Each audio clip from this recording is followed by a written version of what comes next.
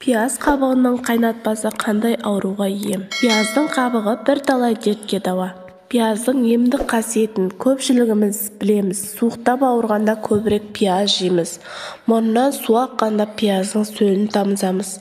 Тіпті жүрек пен бүйрек ауруына да пияздың шипасы бары белгілі. Ал пияздың қабығы туралы не білесіз? Оның емдік қасиеті орасан зор екен.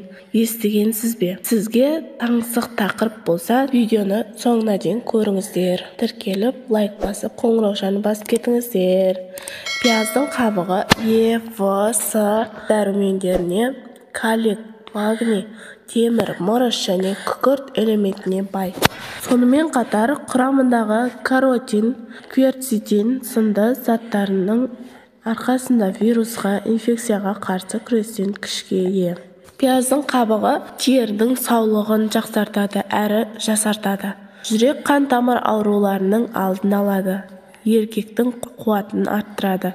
Иммунитетті нығайтады. Рак ауруымен күреседі. Ағзаны шлактан тазалайды.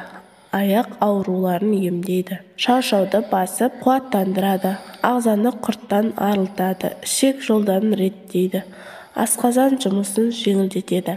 Мидың қан тамырларын тазалайды. Қан қысымын қалпына келтіреді. Қақырықты түсіреді. Несеп жолдарының жұмысын реттейді. Терідегі безеу мен экземаның жазылуына септігін тигізеді. Жүрек қан тамыр жүйесін қуаттандырады. Қанның ұюын болдырмайды. Жараның тез жазылуына септігін тигізеді. Жүрек қағысын реттейді. Асқазан ас қорыту жолдарының жұмысын қалпына келтіреді. Ағзадағы шырышты шығарады. Артық сұйықтықтан арылтады. Әрі бүйрек ауруының алдын алады. Қан айналымды реттейді. Варикоз, геморрой, белсенді және атеросклероз ауруларынан айықтырады.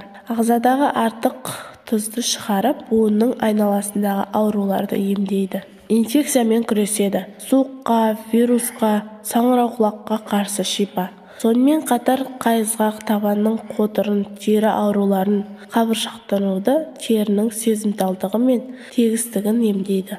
Бұлшықеттегі ауырлық, шаршауды, күйзелісті болдырмайды. Сондай-ақ шаштың түсуін тоқтатып, қайраттандырып, қуаттандырады әрі жылтырлығын арттырады. Қалай дайындаймыз? Бүйректі емдеу үшін 2 ас қасық сақталған пияздың қабығын 2 стақан суға салып, отқа қоямыз. Бір қайнап шыққан соң қақпағын жауып қойыңыз. Шамамен 30 минуттан соң тұнбаны сүзіп алып, 1 ас қасықтан күніне 5 рет ішесіз. Қан қысымы жоғарылаған кезде пияз қабығынан шай демдеп ішіңіз. 1 стақан қайнаған суға 1 ас қасық ұнтақталған қабықты саласыз. 15-20 минуттан соң сүзіп алып, шай ретінде ішесіз. Бұл шай қан қысымын реттейді, сіңірдің тартылуын қойдырады, әрі ісінуді болдырмайды.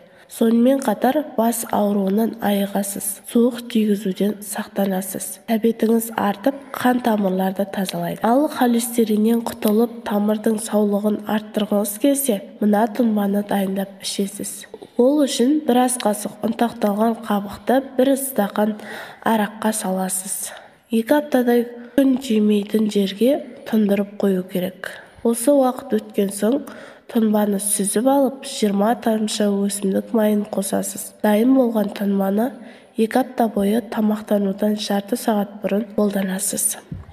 Жүрек ауруын емдеу үшін 2 ас қасық пияздың қабығын 1,5 ас қасық бақбақ тамырын және 1,5 ас қасық мың жапырақ шөбін араластырыңыз.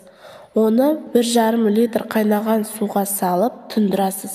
Шамамен 15-20 минуттан соң сүзіп алып, 150 мг-нан ішесіз. Емді тамақтанудан 1 сағат бұрын қабылдайсыз. Емделу мерзімі 10 күн.